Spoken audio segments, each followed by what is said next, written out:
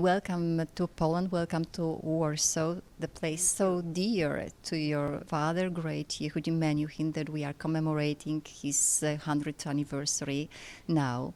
And the whole musical world talks about him and talks mostly about the fascinating artist, unique, exceptional violinist of a legendary status. But I would like to take the advantage of your visit here and talk about his more private side.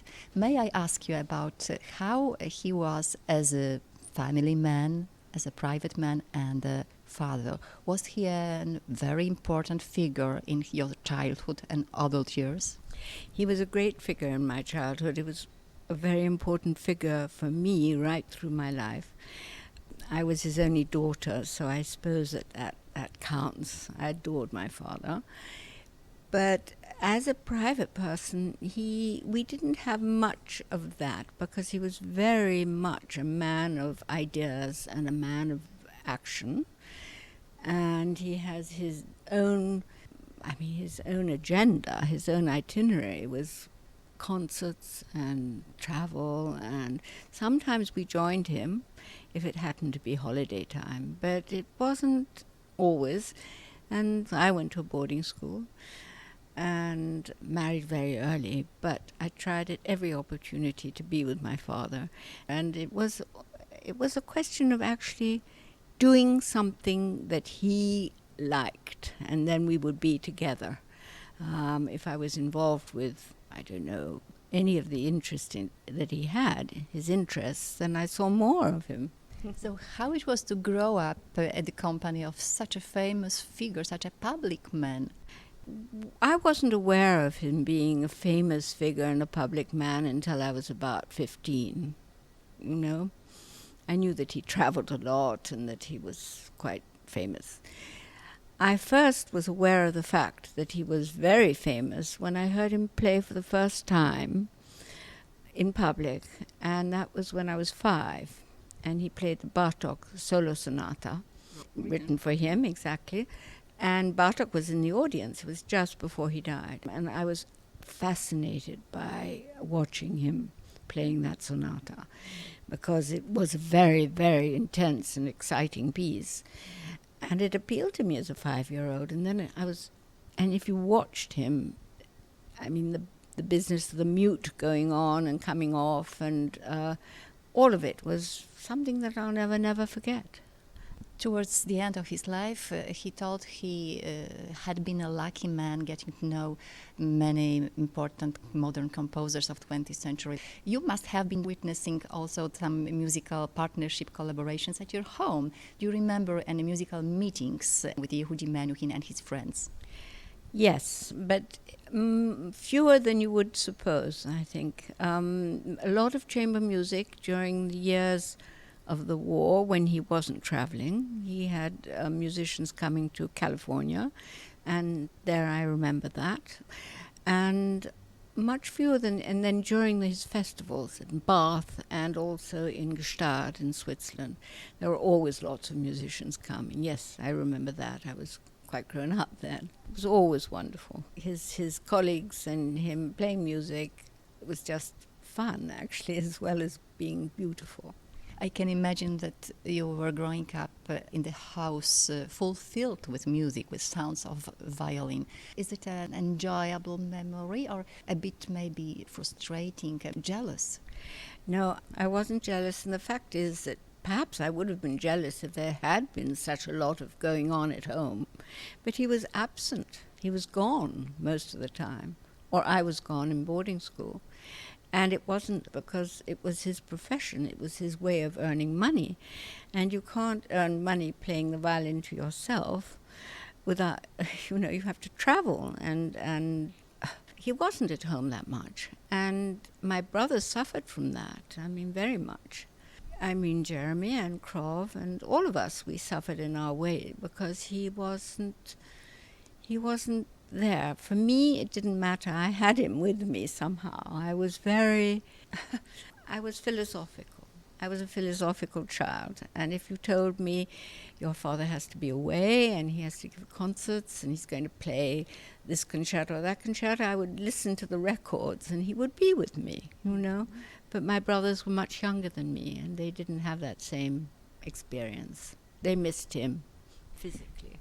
I suppose all of you were taught music in your childhood. Yehudi writes in his book Unfinished Journey that you were a very talented girl, but you didn't want to be a musician. Why? I didn't play the piano well enough. I would have loved to have to sing, and under circumstances that were different from my own, I probably would have taken singing lessons, but nobody listened to me. I don't resent that at all, but I've always been drawn to the voice, and I love going to the recitals, voice, and so on.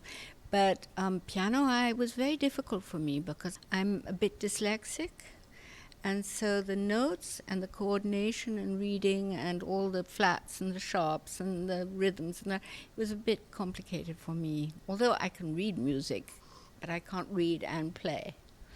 Was he a demanding father? Was he engaging in your education, in your upbringing? No, he wasn't at all demanding. He should have been more demanding.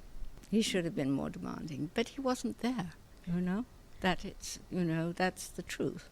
And was it in any way frustrating fact for him that only one of his 4 children became professional musician, Jeremy? Absolutely not. Jeremy had to struggle to be allowed to leave his school and go to Paris to study with Nadia Boulanger, because my father didn't want that. Isn't that odd? He didn't want it. And when he realized that Jeremy would be a musician, whatever he did, to try and bring out every other side of Jeremy, he let him go.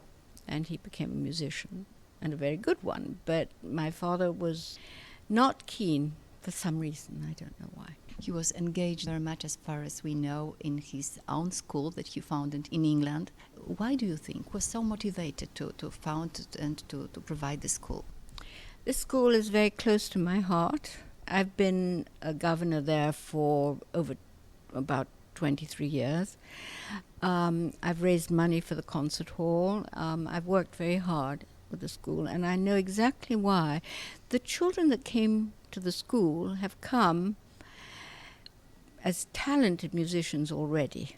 Even if they were young, they were so focused on learning the violin or the viola or the cello or the double bass or the guitar or string instruments or the piano that they couldn't think of doing anything else. And you can tell that with a child, even if the child is 8. That is obvious. And my father realized that there was no such school in England. And he realized that the best teachers at the time, maybe not now, but at the time, came from Russia. And they didn't come from Russia. You had to go there and make it possible for them to leave, because they couldn't get out otherwise. And Yehudi actually got some wonderful teachers to his school who are still there. And their pupils come back to the school and teach when they can. So, and it became the place to be in England if you were a talented child, because also the academic education was very good. And that's how that school began. Very small. I mean, it began with, I think, 20 pupils maximum. Nigel Kennedy was one. Nigel Kennedy and Tasmin Little and Nicola Benedetti. Yes, all of them, yes. And his last pupil at the school was Alina Ibragimova. And she is the most melting violinist ever, and passionate. I mean, she's got everything.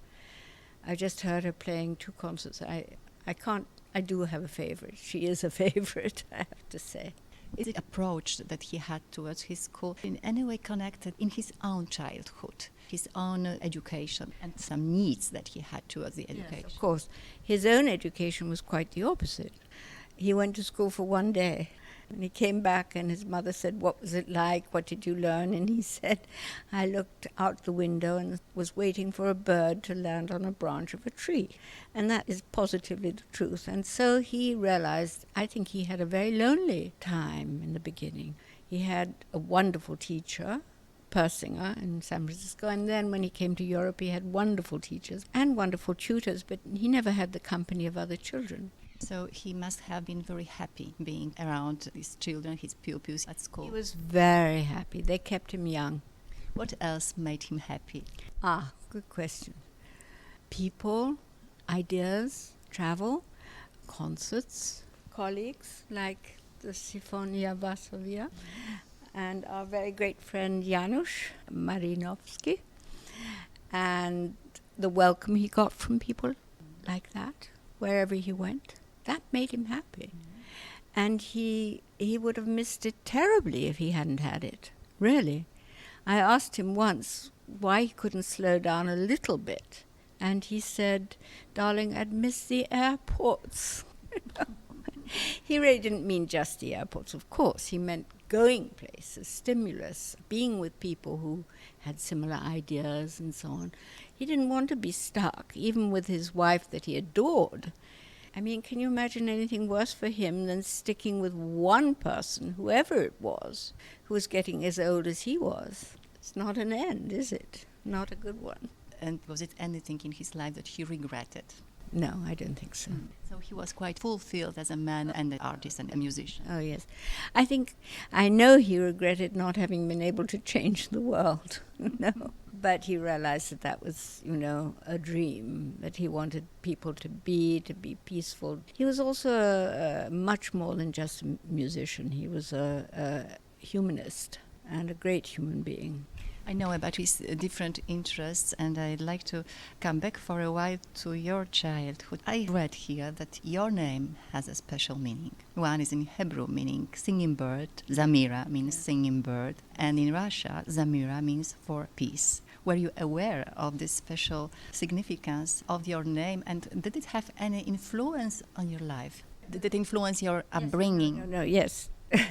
The fact is that when I was young, I really wanted to be called Mary or Jane or something like other people. It's not that I didn't like it, it just seemed so odd that I didn't have a name like my friends. I went to normal schools.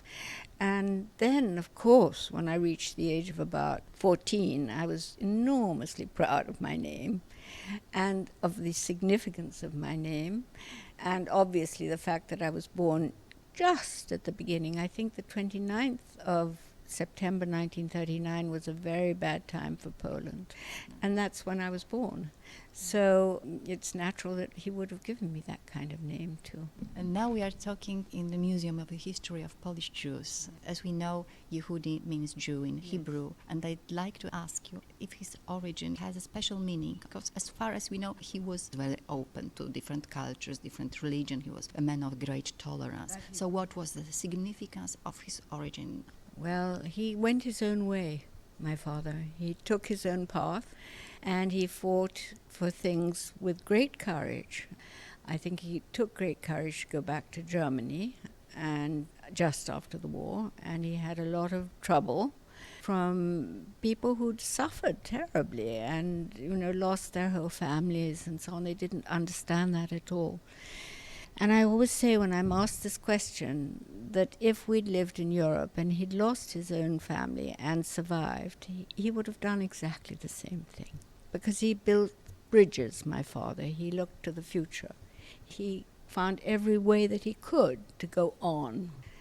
And the same with fighting prejudice in South Africa and playing for all the people that weren't even allowed to take buses with the white people. He went to them. And that was very courageous. A lot of things that he did, I admired him for enormously, that kind of thing. And he made his own way in life, and I think he gathered people who followed him, because they realized he was a man of vision. It's your first visit to Poland. What are your feelings about that, about being surrounded by so many places dear to him, so many people dear to your father? What were his emotions about Poland and this orchestra? He was devoted, completely devoted to his orchestra. And I have to say that they gave him as much as he gave them, because he needed a group of that caliber of musician to be with and to travel with. And they gave him their name, and he gave them his name, and it was combined. It was miraculous. They were wonderful together, and they made many recordings. And Janusz is here to tell me all about it, because I